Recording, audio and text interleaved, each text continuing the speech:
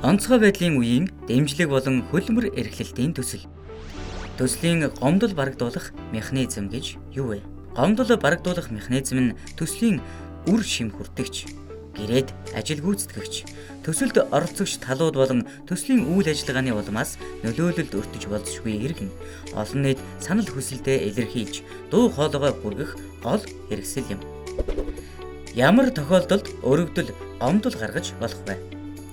Төслийн хүрээнд хэрэгжүүлж буй үйл ажиллагаа болон хэрэгжүүлэгч байгууллагууд Монгол улсын холбогдох хууль, дүрм журмыг зөрчсөн.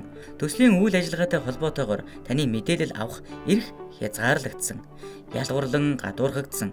Төслийн үйл ажиллагаанд хөндлөнгийн этгээдийн зохисгүй оролцоо илэрсэн. Төслийн үйл ажиллагаанд оролцогч талууд залилан болон хэл хах хууль авсан. Эсвэл төслийн дүрм журм зөрчсөн. Төслийн хүрээнд хэрэгжүүлж буй аливаа үйл ажиллагаа нь орон нутгийн иргэдийн эрүүл мэнд, аюулгүй байдал, байгаль орчинд ямарваа нэгэн сөрөг нөлөөлөл учруулсан.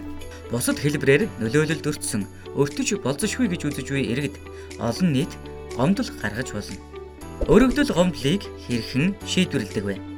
Төслийн үйл ажиллагааг хэрэгжүүлэхтэй холбоотойгоор үүссэн гомдлыг иргэдээс төрийн байгууллага албан тушаалтанд гаргасан өргөдөл гомдлыг шийдвэрлэх тухай хууль болон төслийн гомдол барагдуулах механизмын хүрээнд шийдвэрлэнэ. Өргөдөл гомдлыг ямар сувгаар хүлээн авах вэ?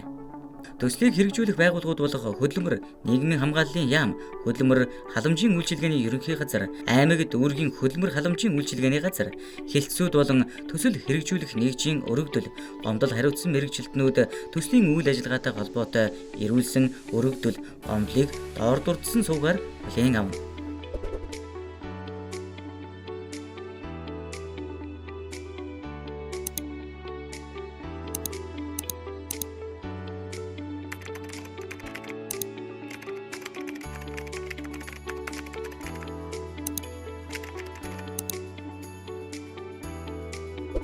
Санал гомдлыг төсөл хэрэгжих хугацааны аль ч үед гаргаж болно.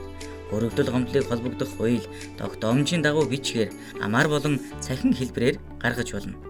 Гомдол гаргагчийн мэдээллийг иргэдээс төрийн байгууллага, албан тушаалтанд гаргасан өргөдөл, гомдлыг шийдвэрлэх тухай Монгол Улсын хуульд заасны дагуу нууцлан хадгална.